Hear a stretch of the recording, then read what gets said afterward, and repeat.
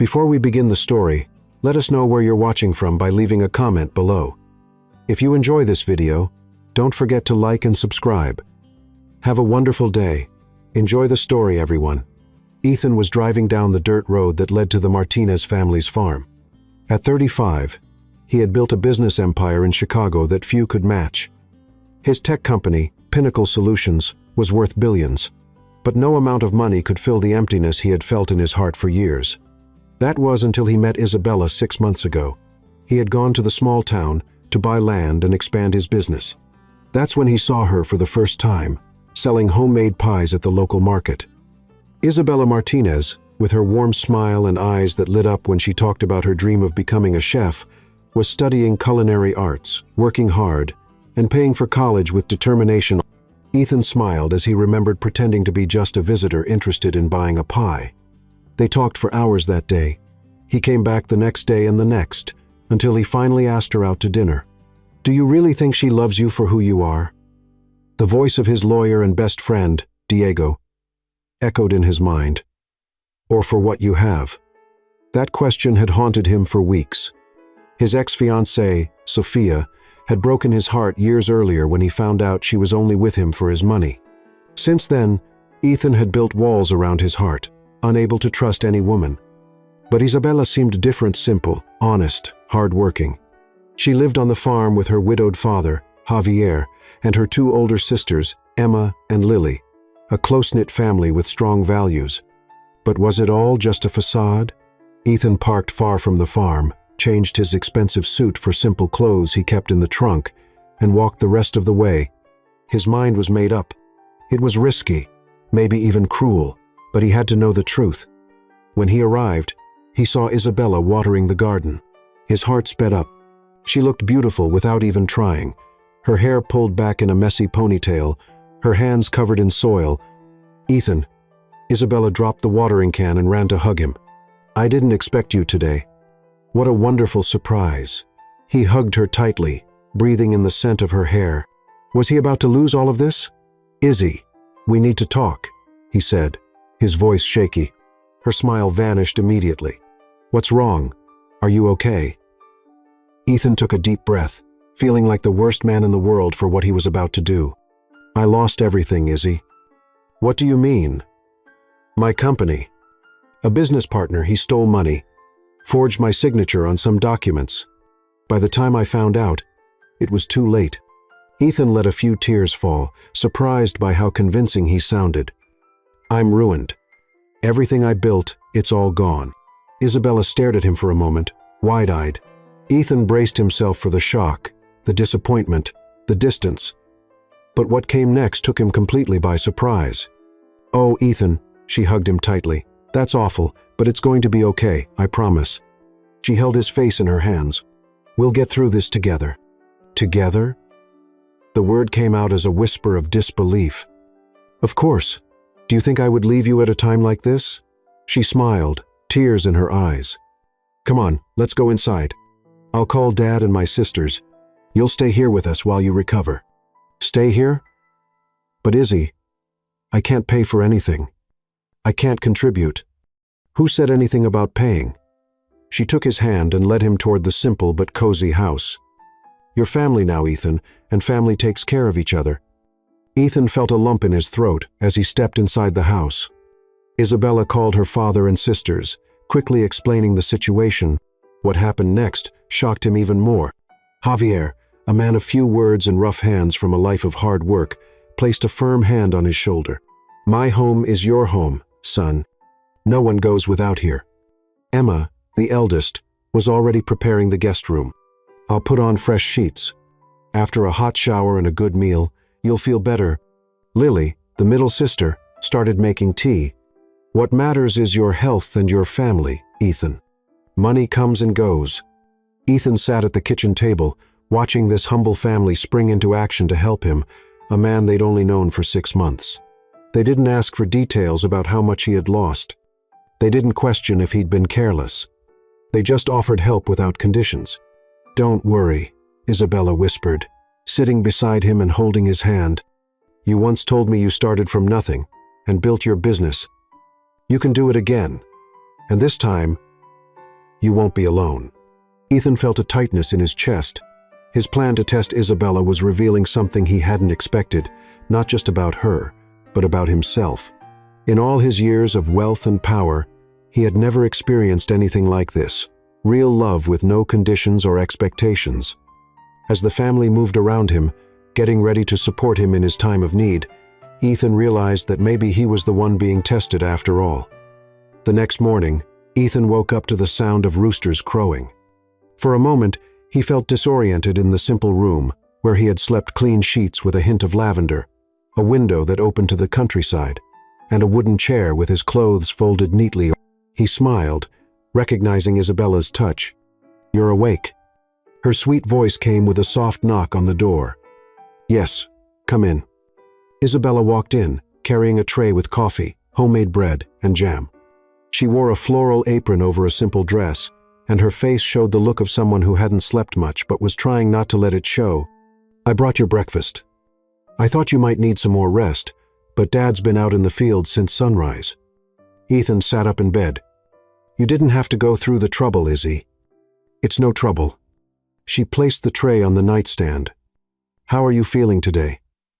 "Still processing everything," he replied, feeling a stab of guilt over the lie he was living. Isabella sat on the edge of the bed and held his hand. "I've been thinking all night," she began, her eyes showing a determined spark. "This could be a chance, you know. Maybe a new beginning. Something different." "What do you mean?" "Dad always needs more help here on the farm. Emma teaches at the town school, and Lily works at the health clinic. I split my time between college and helping with the farm work. It would be great to have another pair of hands." Ethan swallowed hard. "Farm work?" He barely knew how to turn on a washing machine. As if she could read his thoughts, Isabella smiled. "I know you've never done anything like this before, but Dad's a great teacher. And while you're learning, you can stay here with us.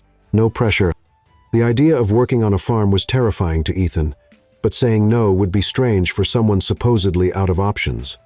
"I think it's a great idea," he managed to say, trying to sound thankful instead of panicked. After breakfast, Ethan met Javier out in the field. The 60-year-old man with sun-worn skin and strong arms looked him over from head to toe.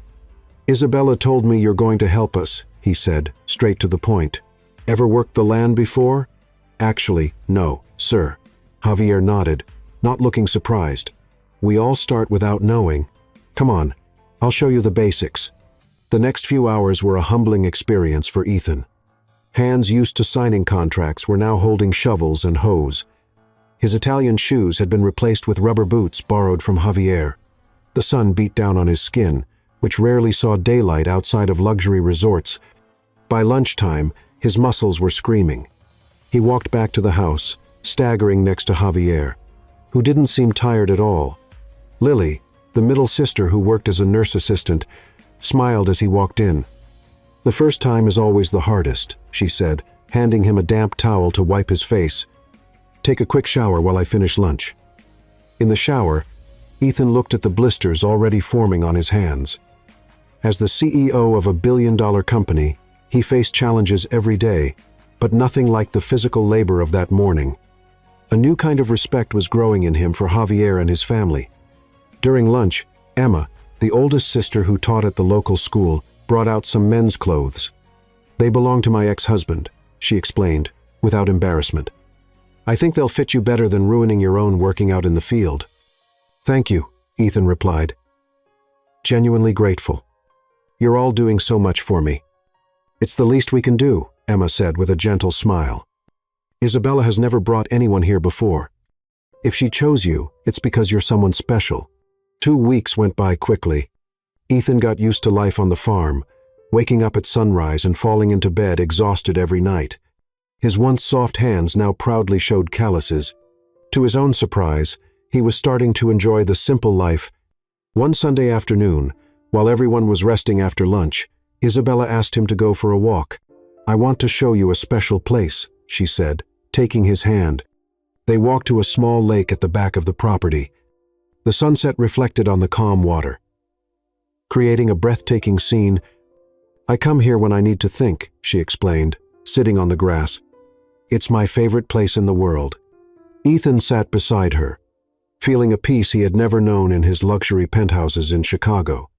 "Izzy, wait," she interrupted, taking his hands. "There's something I need to tell you first." Her expression was serious, determined. "These past few weeks, seeing you here, adjusting to our life, working hard without complaining it, just confirmed what I already knew." Ethan felt his heart race.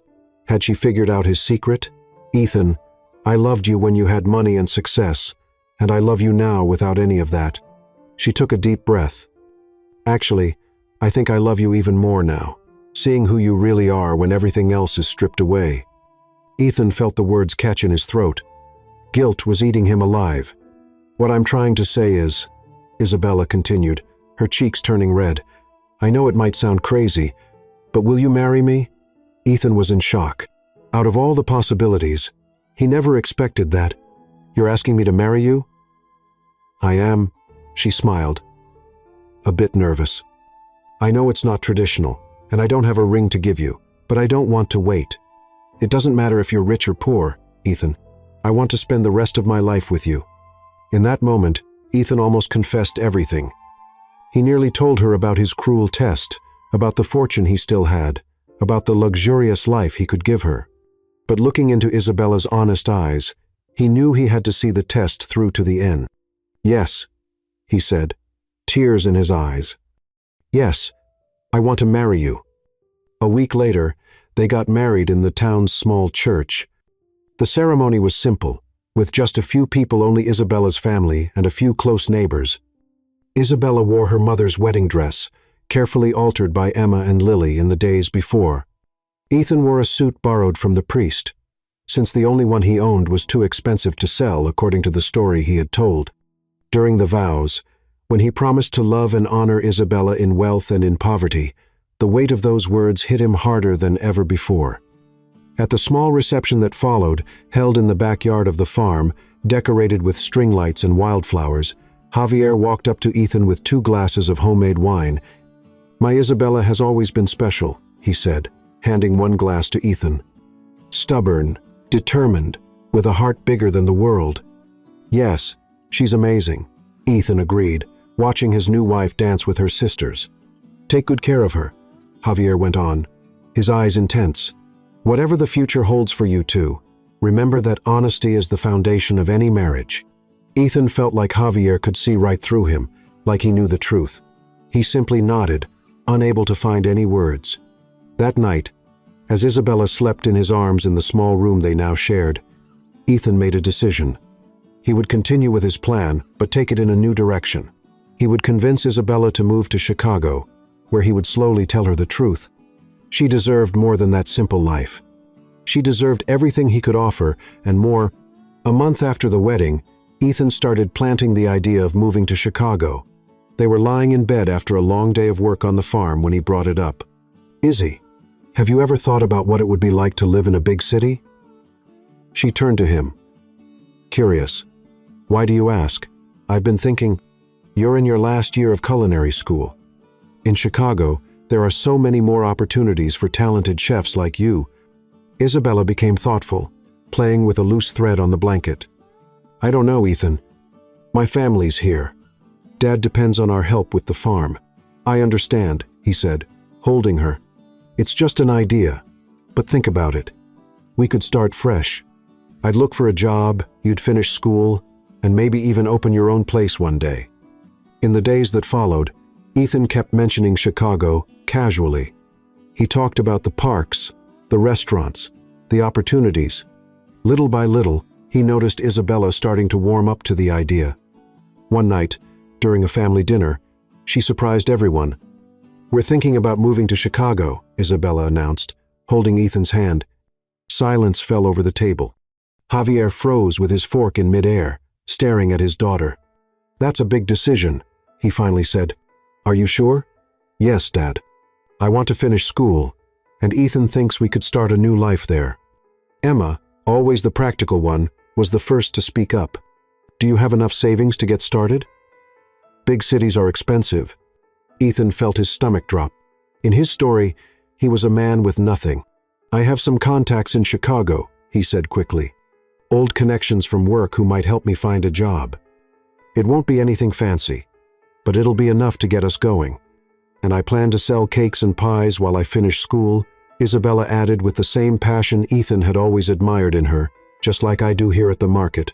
Only there—" Lily, always the most emotional and generous, went to her room, took all her savings, and handed them to Ethan and Isabella. Then Emma and Javier also gave them all the money they had saved. "It's not much, but it should cover a few months of rent," Javier said. Ethan was speechless. He didn't know what to say, but to keep up the act, he couldn't turn it down. "I promise I'll pay you all back one day." "Thank you so much for what you're doing," Ethan said, with tears in his eyes. "We're going to miss you so much," Lily said, already crying. "We'll miss you too," Isabella said, holding back her tears, "but it's not like we're never coming back. It's just a new chapter." Javier stayed quiet, watching the couple. After a long pause, he looked directly at Ethan and spoke. "Take care of her in the big city. It's a different world than what she's used to." "With my life, Mr. Javier," Ethan promised, feeling the weight of the lie on his shoulders. 2 weeks later, with the old family truck loaded with their few belongings, Isabella and Ethan said goodbye to the farm. It was a morning filled with tears and promises to visit often. Javier held his daughter tightly for a long time, whispering advice in her ear. When he turned to Ethan, his look was intense. "Remember what we talked about on your wedding day," he said softly, squeezing his son-in-law's shoulder. Ethan just nodded, unable to meet his father-in-law's gaze. The trip to Chicago was long. Isabella felt both excited about their new life and sad to leave her family behind. Ethan, on the other hand, was dealing with an inner conflict. He was taking his wife to a city where he was known as a powerful businessman. How would he keep up the lie? Sticking to his plan, he rented a small apartment in a modest neighborhood, far from the financial district where his company was located. The place was tiny, with a combined living room and kitchen, 1 bedroom, and 1 bathroom. Nothing like the luxury penthouses he was used to, but it was clean and cozy. "It's perfect," Isabella said as she stepped in, spinning in the middle of the room. "Our first home together." Ethan smiled, caught up in her happiness. For someone used to mansions and luxury apartments, the place should have felt small and sad, but through Isabella's eyes, it looked like a palace. The next day, Ethan told her he was going out to look for a job. He put on his simplest clothes and left, promising to be back before dinner. As soon as he turned the corner, he took a cab to a department store, where he kept clothes in a private locker for VIP clients. He changed quickly, becoming the CEO he really was. As the cab took him to the skyscraper where Pinnacle Solutions headquarters were located, he rehearsed what he would say about his absence. "Ethan, thank God." His secretary, Olivia, almost spilled her coffee when she saw him step out of the elevator. "Where have you been?" "We were all so worried." "I needed to take some time, Olivia," he answered naturally. "Personal matters, but I'm back." "Any emergencies?" "Well, yes, several, actually. The board is furious about your absence. 3 investors threatened to pull out, and the tech global execs are pushing for a response on the merger deal." Ethan smiled. It was time to get back to work. Over the following weeks, he settled into a routine. He would leave home dressed modestly, change into his business attire on the way to work, and reverse the process on the way back. He told Isabella he had found a job as an administrative assistant at a mid-sized company. "The pay is not great," he explained, handing her what seemed like a reasonable amount for that kind of job, "but it's a start." Isabella, meanwhile, had contacted the local university and managed to transfer her enrollment to finish her culinary arts degree. She also started baking cakes in their small apartment and selling them to nearby coffee shops. "We're going to make it, Ethan," she would say every night as they counted the money they'd earned that day. "Step by step, we're building our future," he agreed, even though he knew he could give her a life of luxury right away. But there was something special about seeing Isabella fight for her dreams, full of confidence and determination. One day, coming home later than usual from the office, Ethan walked into the apartment, smelling of chocolate and vanilla. Isabella was in their tiny kitchen, covered in flour, surrounded by dozens of colorful cupcakes. "What's all this?" he asked, amazed. "I got my first big client," she exclaimed, jumping up to hug him. "A neighborhood bookstore is hosting a children's event this weekend and ordered 50 cupcakes." Ethan hugged her tightly, genuinely proud. "That's amazing, Izzy. And there's more," she went on, excited. "The bookstore owner loved my cakes and said she might recommend me for other events. Who knows? If things keep growing like this, I might even open my own bakery one day." Isabella's excitement was contagious. That night, they celebrated with cheap wine and laughter, making plans for the future like any young couple just starting out. But the next day, Ethan received troubling news at the company. Nathan Carter, one of the biggest investors in the tech industry, was attempting a hostile takeover of Pinnacle Solutions. Rumors were that he planned to dismantle the company and sell it off in pieces, putting hundreds of jobs at risk. "We need to act fast," said Diego, his lawyer and friend, during an emergency meeting. "Carter has already bought 15% of the shares and is pressuring other shareholders to sell." Ethan ran a hand over his face, tense. "Get our legal team moving. I want every possible option to stop this takeover." "There's one more thing," Diego hesitated. "Carter is using your recent absence as an argument.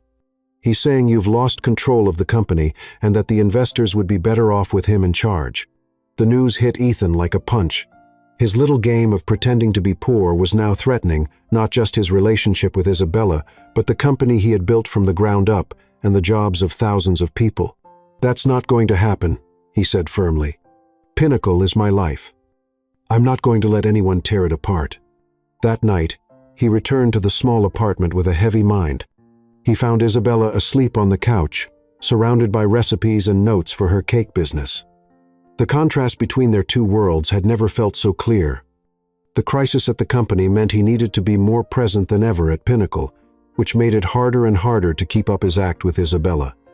How much longer could he live this double life before everything came crashing down? Ethan now lived in two completely different worlds. In the morning, he kissed Isabella in their little apartment, put on simple clothes, and left the house as the administrative assistant she believed him to be.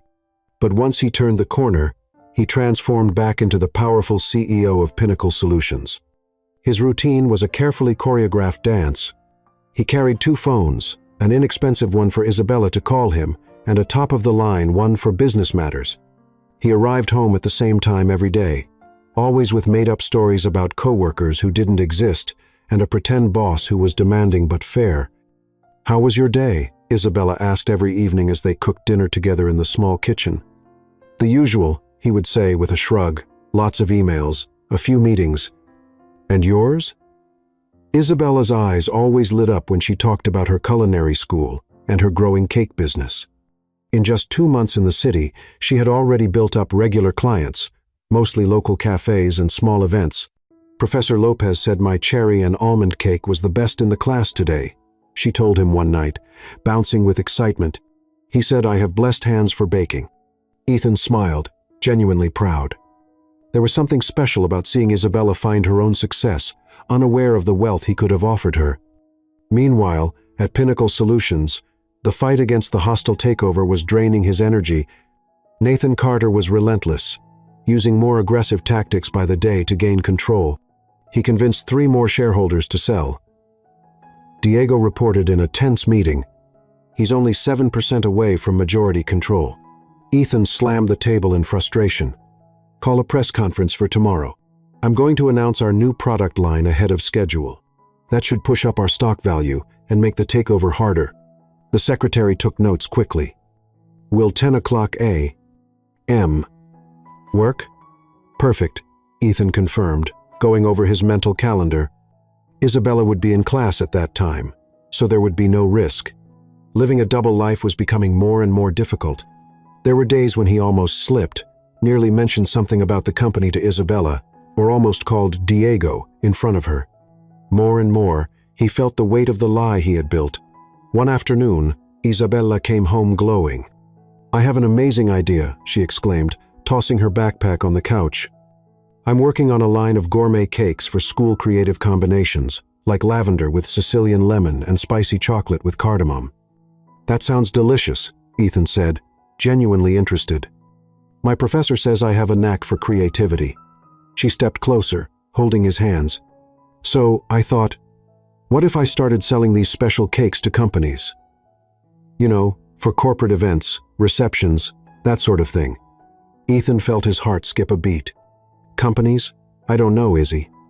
Big companies usually go with professional catering services. But that's exactly the point. She was so excited she didn't notice his hesitation. I can start with smaller companies, build up a portfolio, and I've got a secret family recipe for a cinnamon cake no one can resist. Seeing how enthusiastic she was, Ethan couldn't bring himself to discourage her. It's a great idea, he finally said. Just be patient. These things take time. Of course, Rome wasn't built in a day, she smiled.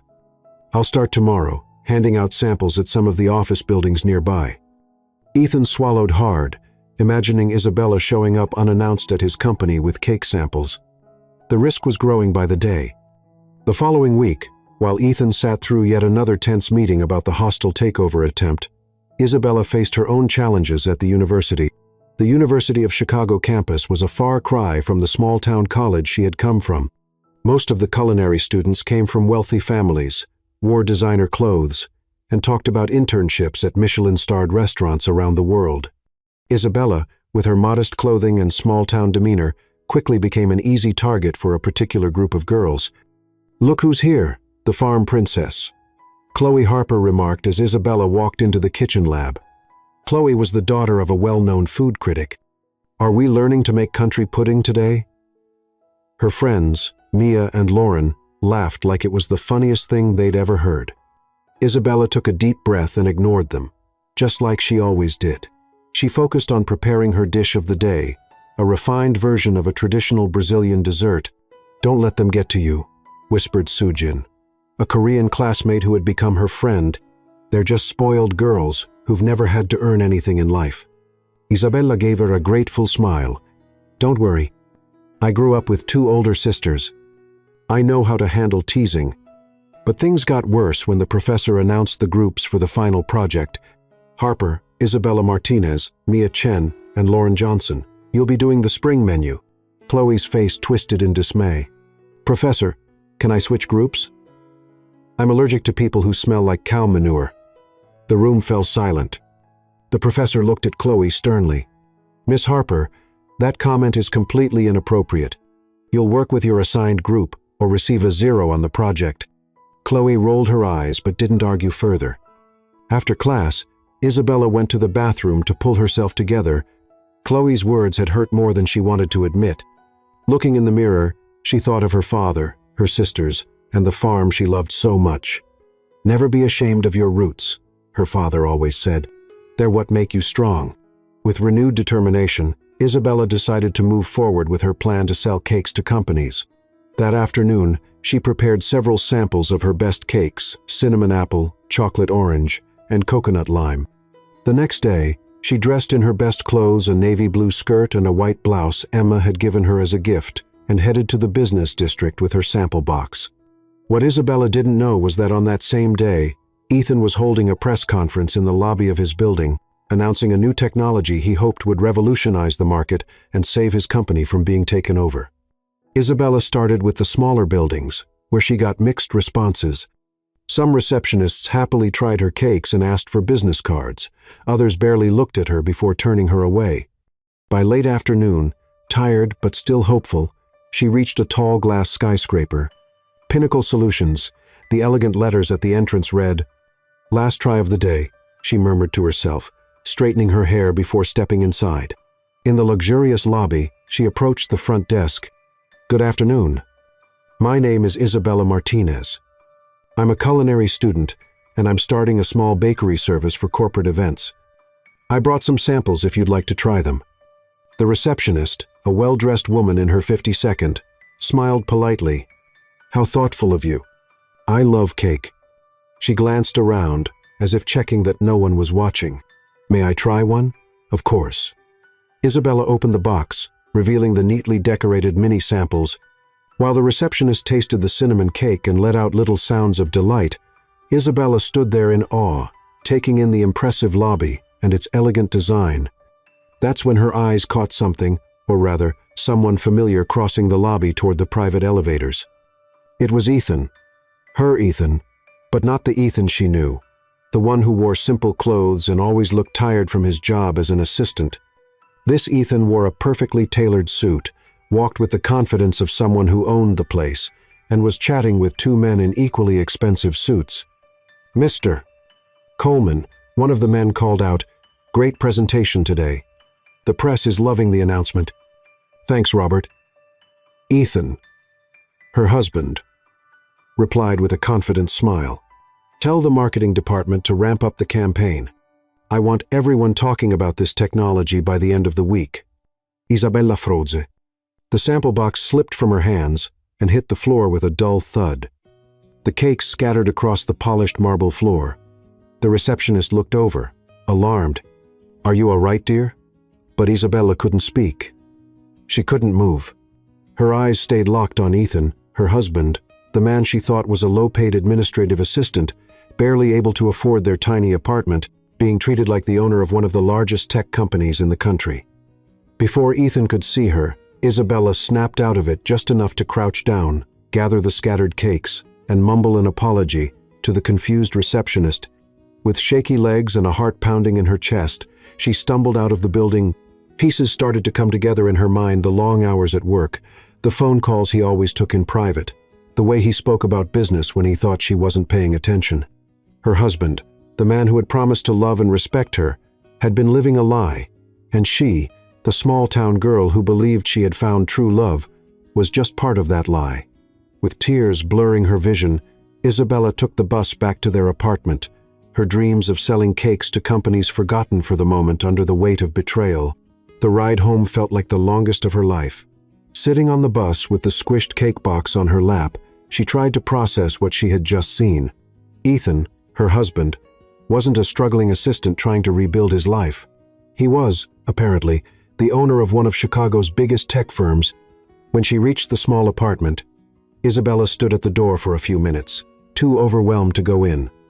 Everything now seemed like part of a setup, a show, a stage designed to fool her. Finally, she took a deep breath, turned the key, and stepped inside. She looked around with new eyes: the worn-out couch, the coffee table with the broken leg, the faded curtains. Ethan, a wealthy man, had chosen to live here with her. Why? Her phone rang, making her jump. It was Ethan. "Hey, Izzy, I'm going to have to stay late at work tonight. Don't wait up for dinner, okay?" "All right," she answered, trying to keep her voice steady. "Good luck with work. You okay? Your voice sounds off." "I'm fine. Just tired. School was tough today." The lies came so easily now, she noticed with sadness. "Okay, love you." Isabella hung up without replying. Those words, "love you," felt empty now. What did they mean, coming from someone living a complete lie? She spent the next few hours in a daze, sitting on the couch, replaying every moment from the past few months: Ethan's supposed financial ruin, the rushed wedding, the move to Chicago, the modest apartment, the assistant job. All lies. Why would a rich and powerful man pretend to lose everything? Why marry her under false pretenses? Why live in this cramped apartment when he could have been in a mansion? The answer hit her like a punch to the gut.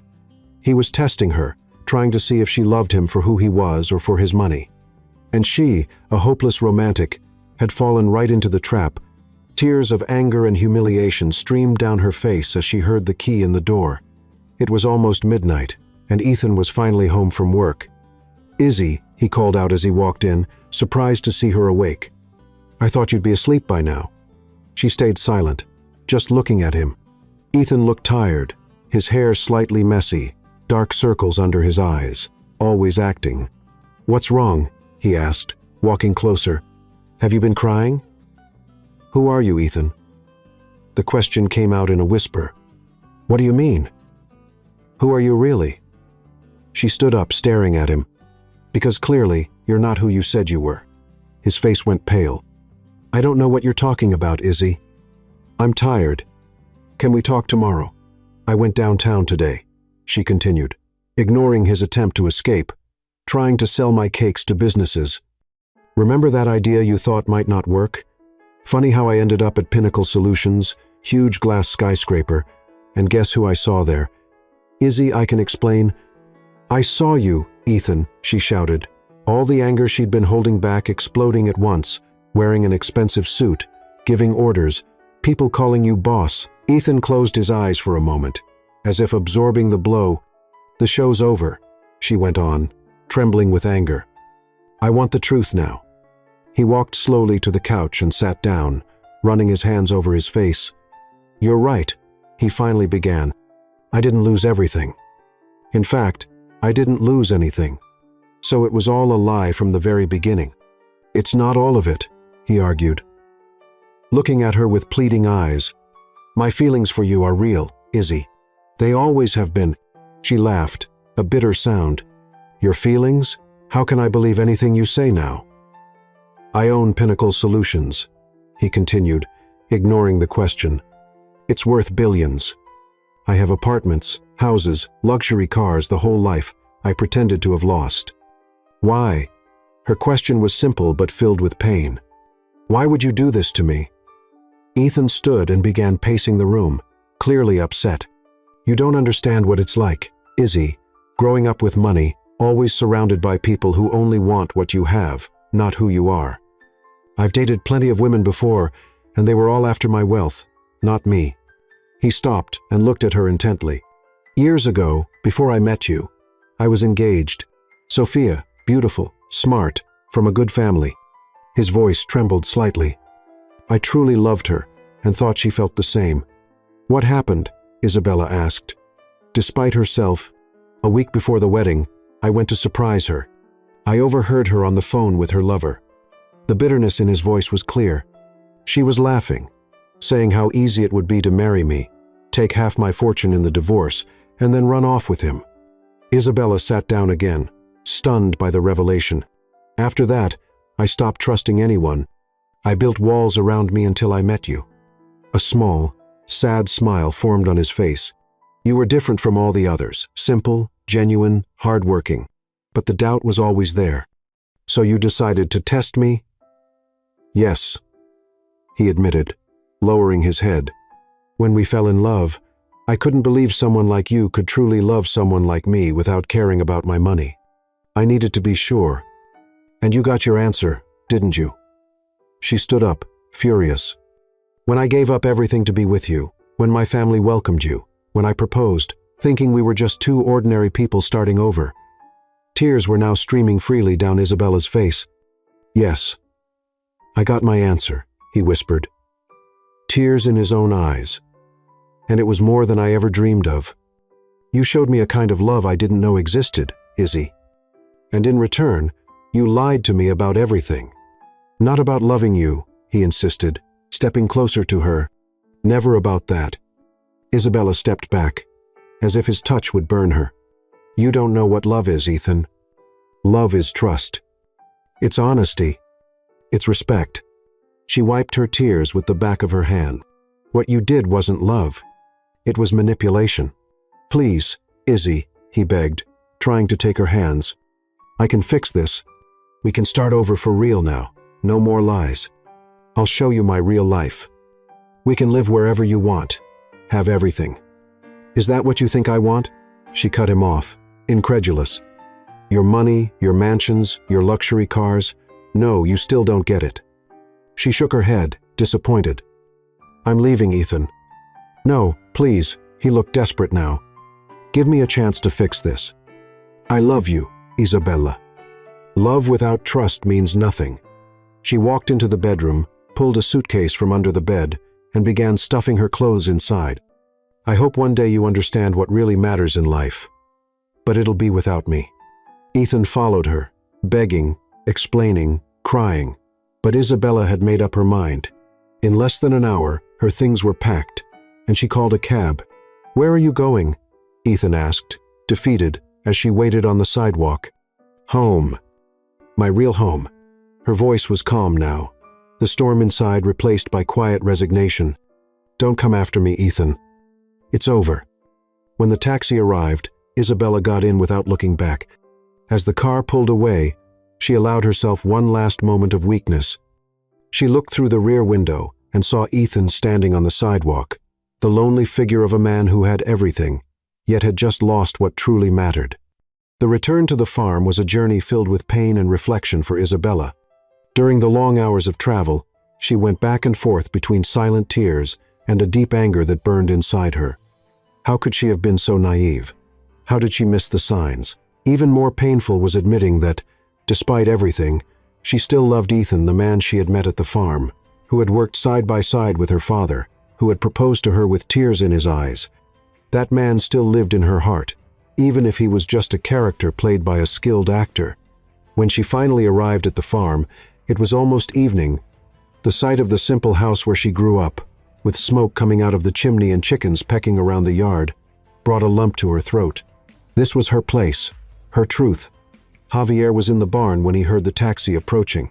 He came out just in time to see his youngest daughter stepping out of the car, suitcase in hand and red eyes from crying. He didn't need any explanation. He just opened his arms, and Isabella ran into them like she did when she was a little girl.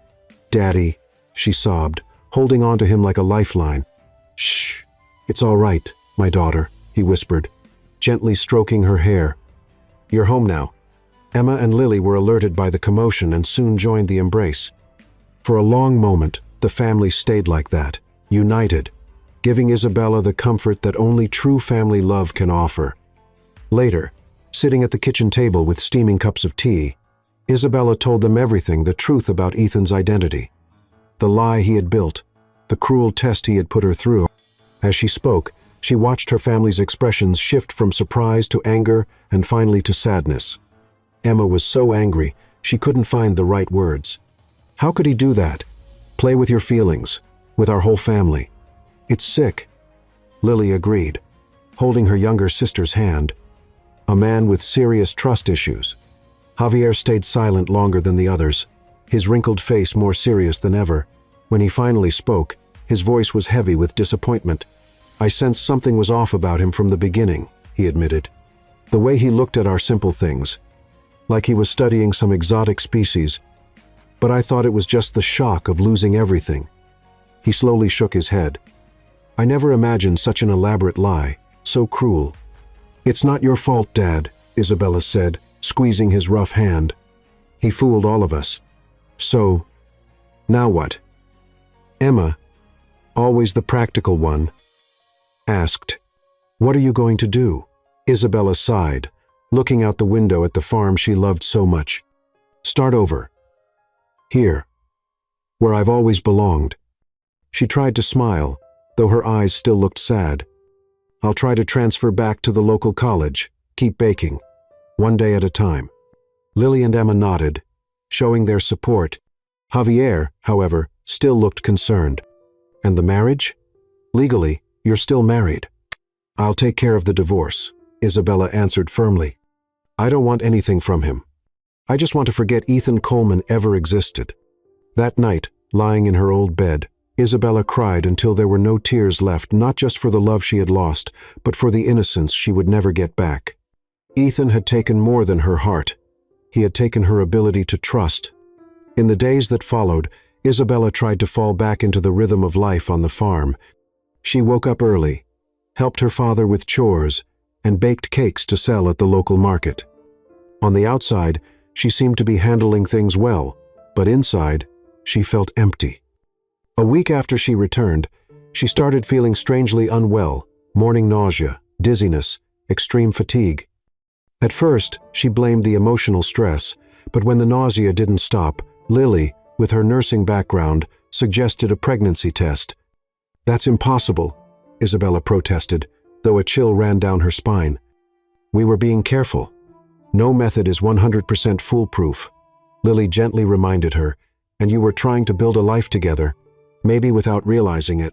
Reluctantly, Isabella agreed to take the test. The wait for the result felt like the longest minutes of her life. When the 2 pink lines appeared in the little window, her world turned upside down again. Pregnant. She was carrying Ethan's child. The news hit the family like a bolt of lightning from a clear sky. Emma worried about the financial implications. Lily, always emotional, cried with joy despite the circumstances. Javier, after the initial shock, took a practical stance. "He needs to know," he said firmly. "He's the father of that child."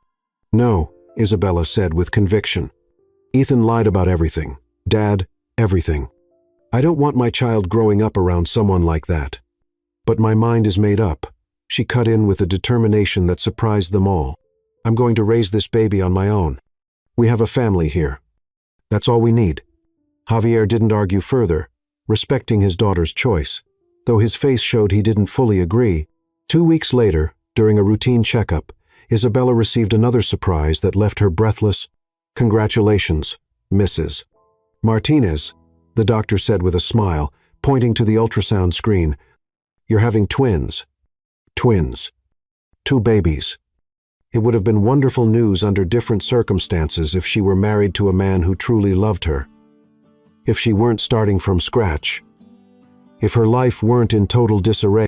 That same day, the doctor expressed concern about Isabella's high blood pressure. "You need to avoid stress," she warned. "Seriously. Twin pregnancies are already higher risk, and with your blood pressure, I'm classifying this as high risk." Another complication. Isabella nodded, promising to take care of herself, though inside she was panicking. How could she stay calm when her life felt like a hurricane? To make things worse, a severe drought hit the region that summer. The farm's crops began to wither under the relentless sun, threatening the family's main source of income. Javier spent entire days trying to save what he could, rationing the little water they had. "We'll get through this."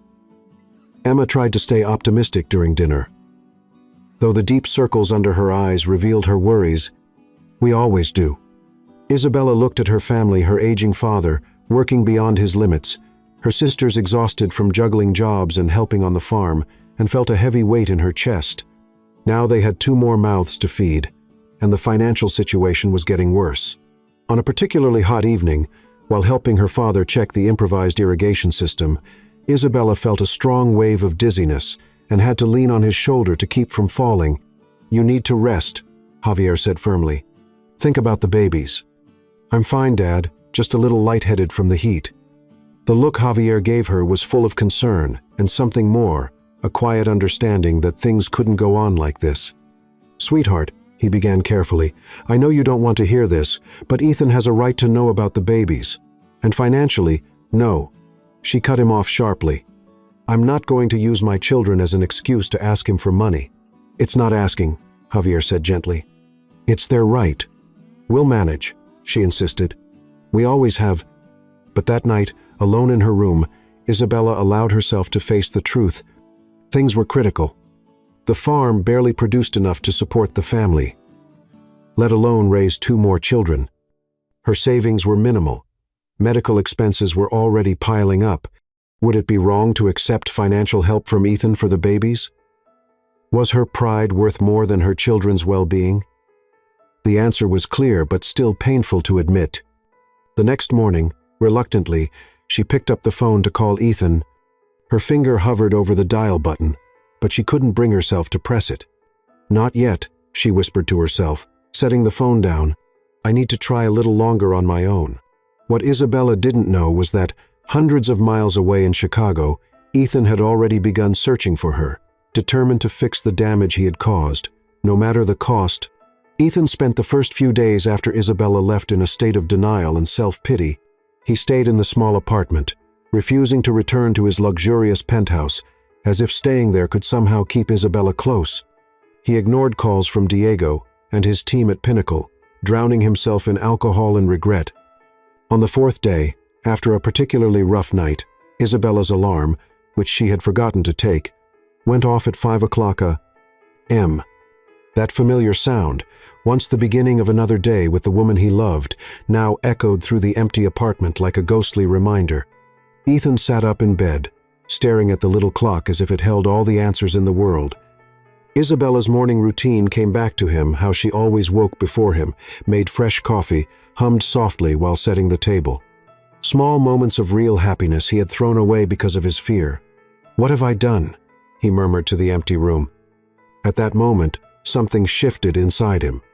The self-pity gave way to determination. He had made the biggest mistake of his life, but he wasn't going to give up. He would fight for Isabella, He would prove himself worthy of her. The first step was to find out where she was. Though he strongly suspected she had returned to her family's farm, he even considered hiring private investigators but dismissed the idea immediately. He had already broken Isabella's trust through lies and manipulation. He wasn't going to make the same mistake again. Instead, he called the Martinez family farm directly. The phone rang several times before Emma answered, her voice turning cold when she recognized him. "What do you want, Ethan? Or should I say, Mr. Coleman, the big businessman?" He swallowed his pride, taking the sarcasm he deserved. "Emma, please. I need to speak with Isabella. She doesn't want to talk to you. I understand, but—" "No, you don't understand," Emma snapped, her voice shaking with anger. "You broke my sister. She came back here, a shell of who she was. You played with her feelings, with our whole family. It was cruel and unforgivable." Her words hit Ethan like blows, each one more painful than the last. "You're right," he admitted, his voice quiet. "I was selfish and cruel. I don't deserve forgiveness, but I have to try to make things right. Some things can't be fixed, Ethan. Please, Emma, just tell me how she is." There was a long silence on the other end of the line. Finally, Emma said, "She's coping. That's all you need to know." Before Ethan could say another word, Emma hung up. In the days that followed, Ethan sent daily letters to Isabella, not emails or text messages, but handwritten letters where he poured out his heart. Page after page, he confessed his fears, his insecurities, the emptiness he felt without her. He spoke about the transformation happening inside him, how his eyes had been opened to what really mattered in life. He never got a response. Meanwhile, he returned to work at Pinnacle, throwing himself into saving the company from a hostile takeover with renewed intensity, no longer for power or money, but for the thousands of employees whose jobs depended on him. That, he realized, was responsibility. Something Isabella and her family had taught him. "You seem different," Diego said during a meeting, watching him with curiosity. "More grounded. What happened during those weeks you were gone?" Ethan gave a sad smile. "I learned what truly matters and what it costs to lose it." The fight against Nathan Carter was still fierce, but Ethan was gaining ground. His new product line had been a huge success, boosting the company's stock and making the takeover much harder. But no matter how much he focused on work, his thoughts always returned to Isabella. One day, almost 2 months after she left, Ethan got a call that changed everything. It was a medical clinic in a small town near the Martinez farm. "Mr. Coleman, this is Dr. Garcia. I'm calling about your wife, Isabella Martinez." Ethan's heart skipped a beat. Did something happen to her? "She fainted during an appointment today, and we needed to reach her emergency contact. She's stable now, but considering her condition—" "What condition?" Ethan interrupted, panic rising in his voice. There was a pause on the other end. "The pregnancy, sir. I assumed you knew." Ethan felt the world stop. "Pregnancy? Isabella is pregnant?" "Oh dear," the doctor sounded genuinely concerned. "Mr. Coleman, your wife is pregnant with twins. It's a high-risk pregnancy because of hypertension. I thought she had told her father." Ethan barely managed to thank her and hang up before collapsing into his chair. Isabella was expecting not one, but 2 babies, his babies, and she had never planned to tell him. Within an hour, Ethan was on his way to the Martinez farm. This time, there would be no letters or phone calls. He needed to see Isabella in person, to be by her side. And with the babies on the way, nothing else mattered. When he arrived at the farm, the first thing he noticed was the poor state of the crops. The drought had clearly taken a toll, wilted plants and dry, cracked soil everywhere. Things looked serious. He parked his car, a much more modest model than his usual Range Rover, at a distance and walked to the house, his heart pounding. Before he could even reach the porch, Javier appeared at the door, arms crossed and a stern expression. "I knew you'd come eventually," the older man said, with no trace of welcome in his voice. "Javier, please," Ethan pleaded. "I need to see her. I just found out about the babies. She doesn't want to see you. I understand. But no, you don't understand." Javier cut him off. stepping down the stairs to face him. "My daughter trusted you. I trusted you. You came into our lives, accepted our hospitality, married Isabella, all based on lies." Ethan lowered his head, unable to deny the truth. "I'm not proud of what I did," he admitted. "It was wrong, unforgivable even. But now there are 2 children involved, my children." "Please, Javier, just let me see her." The older man's eyes searched Ethan's face carefully. "She's resting now. The doctor ordered complete bed rest after today's fainting. Come back tomorrow." It wasn't a definite no, and Ethan held on to that sliver of hope. "I'll be here at sunrise," he promised. When Ethan returned the next day, it was Lily who greeted him, just as cold as her father and older sister. "Isabella doesn't want to see you," she said. "She told me if you truly love her, you'll respect her decision." Ethan felt the blow but didn't give up. He came back the next day, and the next, and the one after that. Every day, a different family member met him with the same message: Isabella didn't want to see him. On the 5th day, when he arrived at the farm, he found Emma alone, carrying buckets of water for the plants. "She still doesn't want to see me?" he asked, already expecting the usual answer. Emma set the buckets down, wiping sweat from her forehead with her arm. "What do you think? You broke her heart into 1,000 pieces. I know, and I'll spend the rest of my life trying to fix that if she lets me." He looked around at the dry fields. "The drought's getting worse, isn't it? Observant, aren't you?" she replied with sarcasm. "We've already lost half the crops. If it doesn't rain in the next few days, we'll lose everything." Ethan hesitated, choosing his words carefully. "I can help, Emma. I have resources. I can bring in irrigation systems, hire some extra hands." "We don't want your money," she cut in, pride clear in her voice. "We've been through this before. We'll get through it again. It's not about the money. It's about the babies, my children." Ethan looked straight into her eyes. "And Isabella, because I love her more than I ever thought it was possible to love someone." Something in his eyes must have struck a chord with Emma, because her expression softened just a bit. "Look, I don't agree with what you did. It was cruel and manipulative," she sighed, seeming torn. "But I also see how you've been coming here every day. How you send those letters. Isabella pretends not to read but keeps in her dresser drawer." A small flicker of hope lit up in Ethan's chest. "She keeps my letters? Don't change the subject." Emma picked up the buckets again. "If you really want to help, respect her space. Give it time." Ethan nodded, taking the advice to heart. Still, he couldn't just walk away, not when Isabella was carrying his children in a high-risk pregnancy, not when her family was struggling financially because of the drought. That's when he had an idea. If he couldn't help directly, he would do it indirectly, in a way that wouldn't hurt their pride or pressure Isabella. That very night, a violent storm hit the area, strong winds, lightning, hail, a perfect recipe for destruction. At dawn, the Martinez family stepped outside to find part of the house's roof torn off, one of the barn walls collapsed, and several pieces of farming equipment damaged. "This is the end," Javier muttered, looking devastated at the damage. "There's no way we can afford to fix all this." Just then, a truck appeared on the dirt road, followed by 2 more. The first one stopped in front of the house, and a middle-aged woman got out, wearing a t-shirt with the logo of a humanitarian organization. "Martinez family?" she asked, checking a clipboard. "We're from Helping Hands. We got word about the damage from last night's storm and came to help with the rebuilding." Javier frowned, confused. "We didn't call anyone, and we can't afford to pay for repairs."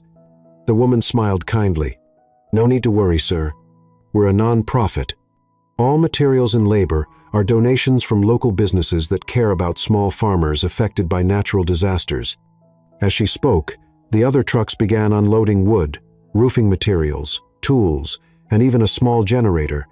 A team of about 20 people, all wearing the same NGO t-shirts, jumped down and started organizing for the job. "This seems a little too convenient," Emma commented, suspicious. The woman just smiled. "Sometimes luck turns around, doesn't it?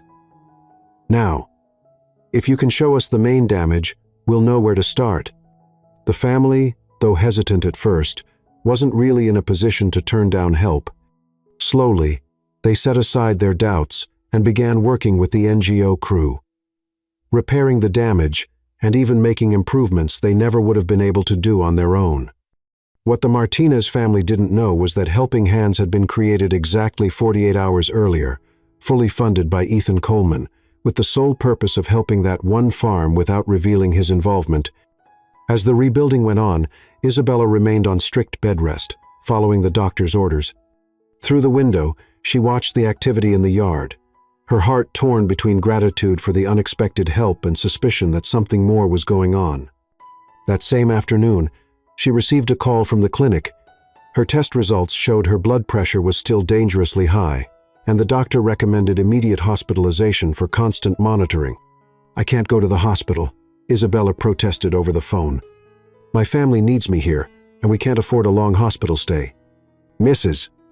Martinez, we're not just talking about your health, but your baby's lives," the doctor said firmly. "Preeclampsia is a serious condition that can lead to fatal complications. You need to come in today." Reluctantly, Isabella agreed. Lily drove her to the hospital that same afternoon, promising to visit her every day.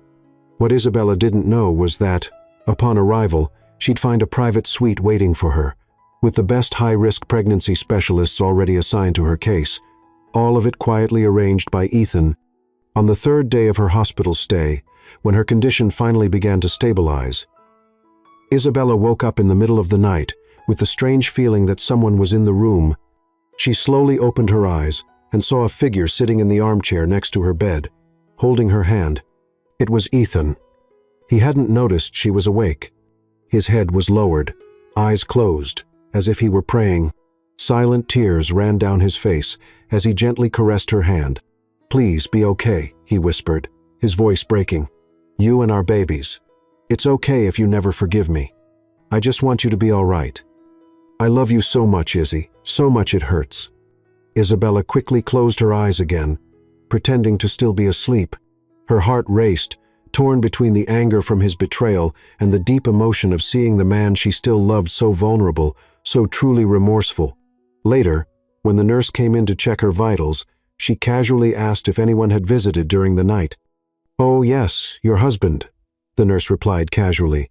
"He's been coming every night since you were admitted, always after visiting hours when everyone else is gone. He stays here, holding your hand, until morning, then leaves before you wake up." "Every night?" Isabella repeated, surprised. "Yes. Poor guy looks exhausted. I found him sleeping in that uncomfortable chair yesterday. I offered him some coffee, but he said no, didn't want to wake you with the smell." That night, Isabella decided not to pretend to sleep when Ethan arrived. She waited patiently, and when he quietly entered the room around midnight, she greeted him with a simple, "Hi." Ethan froze at the door, clearly caught off guard. "Izzy, I'm sorry. I didn't mean to bother you. I'll go." "No," she said, surprising herself. "Stay." Hesitant, he stepped closer to the bed, keeping a respectful distance. "How are you feeling?" "Better. My blood pressure is under control." She studied him for a moment. "You look tired." "I'm fine," he replied quickly, though the deep circles under his eyes told a different story. An awkward silence fell between them. There was so much to say, so many open wounds. Neither knew where to start. "The letters," Isabella said finally. "I read them all." "Really?" Ethan's eyes lit up with hope. "That doesn't mean I forgive you," she quickly clarified. "What you did, it hurt me deeply, Ethan. You played with my feelings, with my whole family. I know," he lowered his head, "and I'll spend the rest of my life regretting it. Why have you been coming here every night?" "Because I can't stay away," he admitted, voice unsteady. "Even knowing I don't deserve your forgiveness, even if we never get back what we had, I just need to know you and our babies are okay." Isabella rested her hand over her slightly rounded belly. "So you already know about the twins?" "Yes, the doctor called me when you passed out." He paused. "Izzy, I know I don't have the right to ask for anything, but please, let me be part of their lives. I want to be a present father. I want to help in every way I can. And what about the mysterious nonprofit that showed up at the farm? Or this private hospital room that clearly costs more than my family could ever afford?" Ethan looked ashamed. "I couldn't just stand by and watch you and your family struggle." I knew your pride wouldn't let you accept help directly. So you created a fake non-profit and bribed the hospital," she said, shaking her head. "Always the powerful man trying to control everything and everyone." "That's not how it was," he protested. "I just wanted to help without pushing my way in, without making things harder for you. I wanted to respect your space."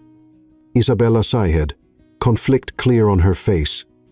On one hand, the pain of his betrayal was still fresh. On the other, it was impossible to ignore all the effort Ethan was making, the real remorse in his eyes, and the love he still clearly felt. "I need time, Ethan," she finally said.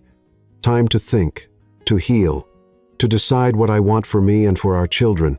"I understand," he nodded, disappointment obvious in his voice. "I'll respect that, but please know I'll be here, Izzy, waiting for as long as it takes."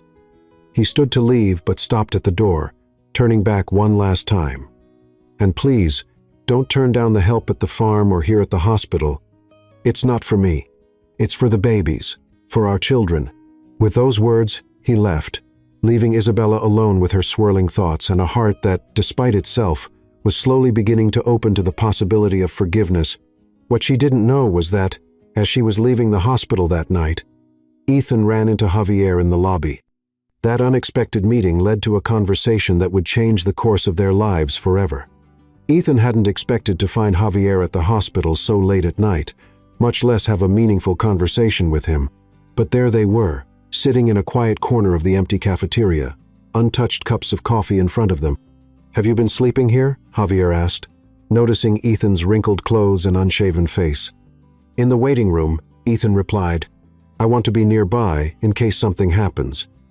Javier studied his son-in-law for a long moment, tired eyes, slumped shoulders, not the image of the powerful CEO he'd read about in the papers after learning Ethan's true identity.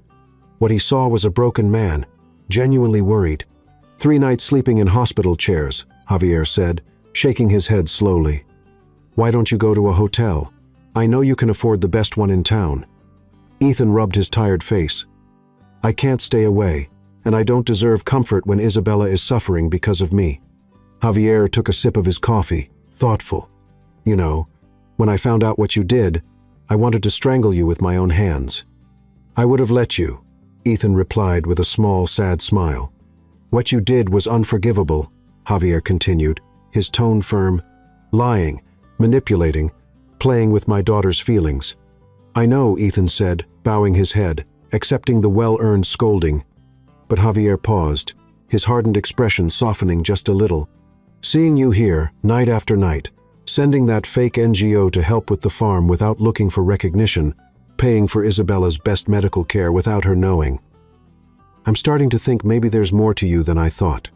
Ethan looked at the older man, surprised by the small opening he was being given. "I'm not the man I pretended to be when we met," Ethan admitted.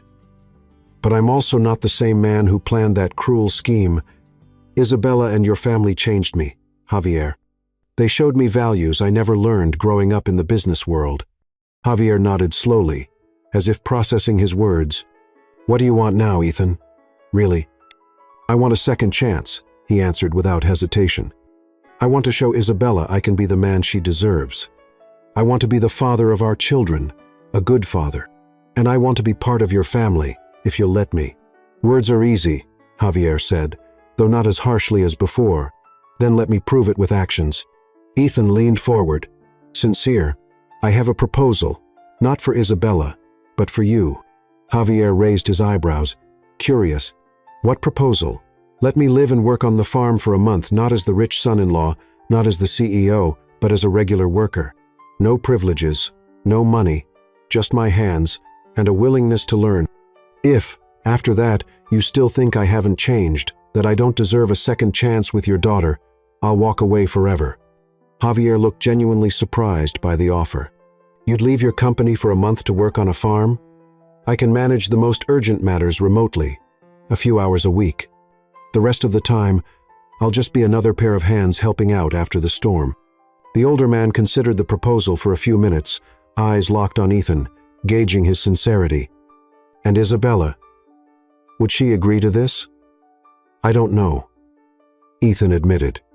"Probably not at first," But I'm not asking to come back as her husband. I just want the chance to show I've changed, that I've learned from my mistakes." Javier finished his coffee, deep in thought. When he finally spoke, his voice was firm, but not hostile. 1 month then. Hard work, no special treatment. And you follow my rules. A week later, Isabella was discharged from the hospital. Her condition had stabilized enough to continue treatment at home, as long as she rested and attended her follow-up appointments.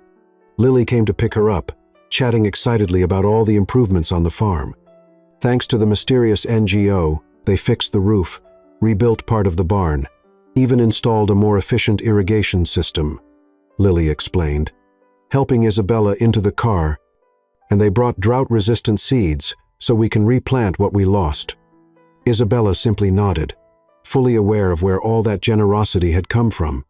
During her time in the hospital, she'd had plenty of time to think about Ethan, about his lies, but also about his regrets and attempts to make things right. Part of her still loved him that was undeniable, but could love really work without trust? As the car approached the farm, Isabella immediately noticed the improvements. The house had fresh paint, the rebuilt barn looked sturdier than before, and the fields, though still recovering from the drought, now had a modern irrigation system in place. "It looks like a different place," she said as Lily helped her out of the car. "Wait until you see the inside of the house." They reinforced the floor, fixed all the leaks, even installed a solar water heating system. Emma came out to greet them, hugging Isabella carefully because of the growing belly. "Welcome back, little sister. We missed you." "Where's Dad?" Isabella asked, noticing the absence of their father. The sisters exchanged quick glances, and an odd silence settled between them. "What is it? Did something happen to him?" No, Emma quickly reassured her. "He's fine. He's out in the north field, checking the new crops with the new helper," Lily added, earning a disapproving look from Emma. "What new helper?" Isabella asked, already suspicious. Before the sisters could answer, the front door opened, and Javier came in, smiling as he saw his youngest daughter. "My girl, finally home." He gave her a warm hug, but Isabella noticed something different about his behavior, a certain nervousness that wasn't like him. "What's going on, Dad?" Lily mentioned a new helper. Javier cleared his throat, clearly uneasy. "Well, with you in the hospital and so much work to do after the storm, we needed an extra hand." Just then, the door opened again, and Ethan walked in, carrying a toolbox. He was almost unrecognizable tanned, his clothes covered in dirt, hair messy, and hands rough from hard labor. He looked genuinely surprised to see Isabella, as if he didn't know she was coming home that day. "Izzy," he murmured, frozen in the doorway. "What is he doing here?" Isabella turned to her father, her voice shaking with emotion, anger, confusion, and something else she didn't want to admit. "He showed up a week ago, asked to work here." Javier explained calmly, said he wanted to prove he's changed. "And you let him?" Isabella couldn't believe it. "After everything he did?" "Everyone deserves a second chance, sweetheart," Javier replied gently. "And so far, he's been working harder than any of us, no complaints, no special treatment. He sleeps in the barn, gets up before sunrise, goes to bed after we all do." Isabella looked at Ethan, who remained quiet, respecting her shock and outrage. Her eyes picked up on things she hadn't noticed before. The calloused hands, even rougher than when he used to fake working on the farm, the sunburned face, the dark circles under his eyes from exhaustion. "Is this just another act?" she asked him directly, her voice full of doubt. "No," Ethan replied simply. "I'm here because I want to learn, to help, to prove, not with words but with actions, that I've changed, that I can be better." Isabella felt tears begin to form but held them back. "You lied about everything before. How can I believe you now?" "I'm not asking you to believe me right away," he said gently. "I'm just asking for the chance to show you, day by day, that I'm worthy of your trust again." Emma, who had been watching the exchange carefully, stepped in. "Izzy, I know it's hard for you to see him here. I didn't like it at first either, none of us did." She paused, choosing her words. "But he really has been working hard, and he is the father of your babies." "You're taking his side now?" Isabella asked, stunned. I'm on your side, Emma corrected. Always. And maybe, just maybe, giving Ethan a chance to prove himself is what's best for you too, for all of us. Isabella felt cornered, overwhelmed by conflicting emotions. Part of her wanted to kick Ethan out of her life for good. Another part, a part that grew stronger each day, especially since learning she was pregnant, wanted to forgive him, to believe he really could change. I need to rest, she finally said, her voice tired. The doctor said I need to stay off my feet. Of course, Javier quickly agreed. Ethan, finish fixing that fence and then check the irrigation system in the east field. Yes, sir, Ethan replied. Like any obedient employee, before leaving, he looked at Isabella one last time, his eyes saying everything his words couldn't regret: hope, love. I'm glad you're home, Izzy. I hope you get better soon. After he left, Isabella went to her room, which had been carefully prepared for her return: fresh sheets, flowers on the nightstand, even a comfortable armchair placed by the window, perfect for the days of rest ahead. In the days that followed, Isabella kept her distance from Ethan, watching him only from afar through her bedroom window. She saw him working non-stop, from sunrise to sunset, handling the toughest tasks without complaint, speaking respectfully with her father, and even laughing now and then with her sisters. Slowly, almost against her will, she began to notice subtle changes in him. It wasn't just his physical appearance, though the sun and hard work had clearly left their mark. There was something deeper, a real sense of humility, a gratitude for the simple things he once took for granted. 1 week after she returned home, while having breakfast in the kitchen, Isabella overheard a conversation between Ethan and her father in the yard, near the open window. Why are you really doing this, Ethan? Javier's voice was serious, questioning. You could just use your money and influence to try and win Isabella back, or move on, find someone else. But instead, you came here, working like a farmhand, sleeping on the barn floor. There was a pause before Ethan answered. When I met Isabella and your family, I was lost, Javier.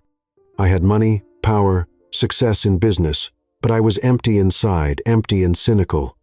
Another pause, as if he was choosing his words carefully.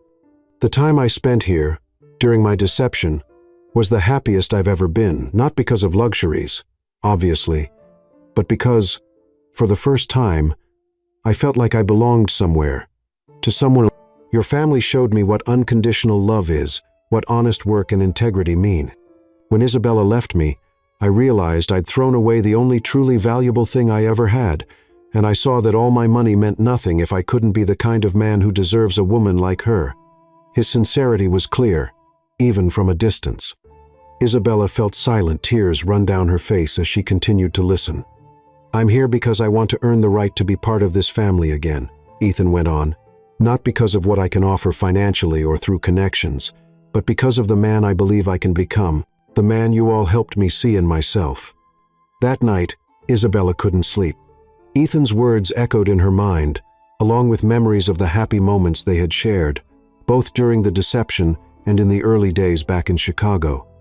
Despite everything, he was right about one thing: those moments had been real, and so had the love between them. The next morning, she woke up with a sense of resolve. She got dressed with care and went out to the yard, where she knew Ethan would be starting his daily chores. He was fixing one of the fences, so focused he didn't notice her approach. Isabella watched him for a moment, his muscles shaped by hard work, his hands calloused, his face tanned from the sun. This man, who once ran a billion-dollar company from a luxury penthouse, now worked the land with the same dedication as her father. We need to talk, she finally said, making her presence known. Ethan turned around, clearly surprised and nervous. Izzy, good morning. Of course, we can talk. She motioned toward a bench under a nearby tree, and they walked there in silence. They sat side by side, leaving a respectful space between them. Why are you really here, Ethan? She asked, getting straight to the point. And don't give me the thoughtful answer you gave my father. I want the simple truth. Ethan took a deep breath, looking at her with intensity. I'm here because I love you, because I love our children, even though they haven't been born yet, and because I want to be worthy of that love. Isabella nodded slowly, as if the answer confirmed something she had already suspected. You know this won't be easy. I trusted you once with all my heart, and you broke that trust in a calculated way. I know, he said, not trying to defend himself, and I understand that I might never fully earn your trust back, but I'm willing to try for as long as it takes. She looked down at her growing belly, feeling the first gentle movements of the babies. I'm not doing this just for me anymore. I have to think about them too. Of course, Ethan nodded, following her gaze. They deserve to have both parents in their lives, if possible. But I understand if you decide I can't be part of your life, Izzy. If that's the case, I'll respect your decision, though I'll never stop trying to be the best father I can be for our children. Isabella remained silent for a long moment, weighing all the possibilities, all the conflicting feelings in her heart. At last, she made a decision. One step at a time, she said softly. I can't promise we'll go back to what we were. I can't even promise that I'll ever fully forgive you. But, Ethan asked, hope clearly visible in his eyes. But I'm willing to try for me, for our children, and maybe for us. The smile that lit up Ethan's face was sincere, full of gratitude and relief. He hesitantly reached out his hand to her, and after a moment of hesitation, Isabella accepted it, letting their fingers gently intertwine. That's all I ask, he said, his voice thick with emotion. A chance to prove every day that the man you met on the farm, the one who worked the land, who loved his family, who married you believing he had nothing, that man is real. He always was. Isabella felt something break and come together again inside her. Not the old naive trust she once had, but something new, something stronger, forged through pain and forgiveness. A new beginning, then, she gently challenged, squeezing his hand lightly. Prove it, day by day. And that's exactly what Ethan began to do. The weeks that followed were a time of rebuilding not just the farm damaged by the storm, but also the fragile relationship between Ethan and Isabella. Step by step, day by day, they walked the difficult path of forgiveness and rebuilding trust. Ethan stayed in the barn, respecting the space Isabella needed. He continued working hard on the farm, not just to prove his worth, but because he had truly come to love the honest work under the sun, the satisfaction of watching crops grow through his effort, the simple meals shared with family after a long day. Isabella, in turn, watched his transformation with a mix of caution and hope. Little by little, she allowed small moments of closeness, a conversation over dinner, a walk around the farm. And eventually, she even let Ethan feel the babies kicking when he placed his hand on her growing belly. They're strong, Ethan said, moved by the feeling. Tears in his eyes, just like their mother. It was during this time of cautious reconnection that Isabella finally asked about Pinnacle Solutions. How's your company? Shouldn't you be there? I named Diego as acting CEO, Ethan explained. He handles the day-to-day while I stay in touch for the big decisions. The hostile takeover attempt was blocked. You gave all that up to stay here? I didn't give it up. I just changed my priorities, he replied honestly. The Ethan you met here on the farm discovered values the CEO of Pinnacle never understood. That conversation marked a turning point. Isabella began to realize that the change in Ethan wasn't an act but a genuine transformation. One particularly hot afternoon, while resting on the porch as ordered by her doctor, Isabella felt a sharp pain in her belly. She tried to ignore it, but as it grew worse, fear took over. Ethan, she cried out, frightened. He dropped his tools in the field and ran to her immediately. Seeing her pale and in pain, he didn't hesitate for a second. We're going to the hospital now. On the way, Isabella had light bleeding. Ethan drove as fast as he could, one hand on the wheel, the other holding hers. It's going to be okay, he repeated, though his face showed pure fear. Our babies are strong, just like you. At the emergency room, Isabella was taken for tests right away. Ethan stayed in the waiting room, devastated by the thought of losing his children before even meeting them. Hours later, the doctor came with news. Fortunately, we've stabilized the situation, but Mrs. Martinez will need to stay in the hospital under constant monitoring until the end of the pregnancy. The next 2 months are critical. Ethan nodded, taking in the information. Can I see her? Isabella was lying in bed, connected to monitors tracking her and the baby's heartbeats. She looked small and vulnerable in the hospital bed. The babies are fine, she said when she saw him, tears of relief running down her face. "But I have to stay here until the delivery."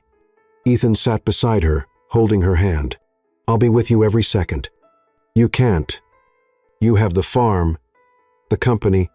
Nothing else matters now," he said firmly. "My place is here." And he kept that promise. Over the next 2 months, Ethan practically lived at the hospital. He slept in the chair beside Isabella's bed, only leaving for quick showers and to handle urgent business calls. He brought photos of the farm to brighten the room and read aloud to her and the babies. Javier and the sisters took turns visiting, bringing homemade meals and news from the farm. On one of those visits, Javier found Ethan asleep in the chair, clearly exhausted after 3 days without leaving. "Never thought I'd say this," the old farmer said when Ethan woke up. "But you really do love her." "More than my own life," Ethan replied, his voice heavy with tiredness. "I think you've proven your worth, son." Those words meant more to Ethan than any $1 million contract he'd ever signed. The final stage of Isabella's pregnancy was delicate, and she had to stay in the hospital. Ethan turned the cold clinical room into a cozy space, bringing personal items, photos, and even plants to make it more bearable. One night, while they were watching a movie on the small hospital television, Isabella asked a question she had been avoiding for months. "What if we went back to Chicago after the babies are born?" Ethan turned to her, surprised. "You'd consider that?" "I've been thinking a lot," she said, gently rubbing her large belly. "The farm will always be my home, but you have a business to run. And maybe it's time to bring our 2 worlds together instead of choosing one over the other." Ethan felt overwhelmed with emotion. "Are you really giving me a second chance?" "I'm giving us a second chance," she said softly. "But on one condition. Anything. Total honesty, always. No more lies, not even the ones meant to protect me." "I promise," Ethan said with conviction, taking her hands. "Complete transparency for the rest of our lives." At that moment, Isabella's face twisted in pain. "Ethan, I think it's time." 26 hours later, Javier and Elena Coleman were born, healthy despite the complications during pregnancy. When the nurse placed the twins in his arms for the first time, Ethan cried openly, overwhelmed by the miracle they had created. "They're perfect," he whispered, looking at their tiny faces, each one a mix of his and Isabella's features. "Just like you." The whole family came to meet the new arrivals, Javier, moved by the grandchildren who carried his and his late wife's names, and Emma and Lily, thrilled with their new niece and nephew. In the weeks that followed, Ethan proved to be a devoted father, changing diapers, preparing bottles, comforting them during sleepless nights. The man who once barely took care of himself now showed endless patience with the twins. When it was time to leave the hospital, the question of where to go was important. After many conversations, they reached a compromise. They would spend a few months at the farm so Isabella could fully recover and the babies could grow up close to nature and family. Later, they would split their time between Chicago and the farm, but Ethan had a surprise planned. When they arrived at the farm, Isabella noticed a new building near the main road. "What's that?" Ethan smiled, not giving anything away. "Just an idea I had. Want to take a look?" As they got closer, Isabella saw a beautiful rustic building with an elegant sign at the entrance. "Izzy's Artisan Bakery." "What is this?" she asked, emotional. "Your dream," Ethan replied. "A bakery of your own, right next to the farm, fully equipped for you to create your culinary wonders." Isabella stepped inside, amazed by the mix of modern equipment and rustic charm: industrial ovens, marble counters, elegant display cases, even a small cafe area for customers. "When I started the project, while you were in the hospital," he explained, "your father and sisters helped oversee everything. The idea is to build a business that highlights the farm's products and your talent as a chef. I thought we could run it together, maybe." Isabella looked surprised. "What about Pinnacle?" Ethan took a deep breath. "I made a decision while you were in the hospital. I'm stepping down as CEO permanently. Diego will do a better job than I ever could." "You'd give up everything you built?" "Why?" "Because I found something more valuable," he answered simply. "I almost lost you and our children because of my pride and obsession with power. I'm not going to make that mistake again."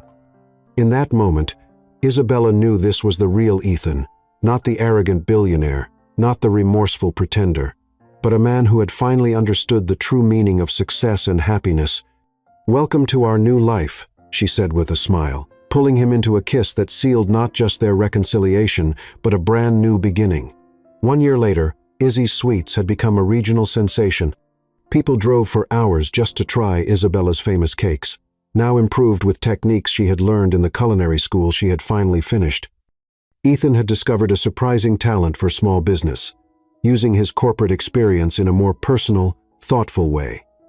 Together, they created a model that not only made a profit, but also supported local products and gave jobs to people in the community.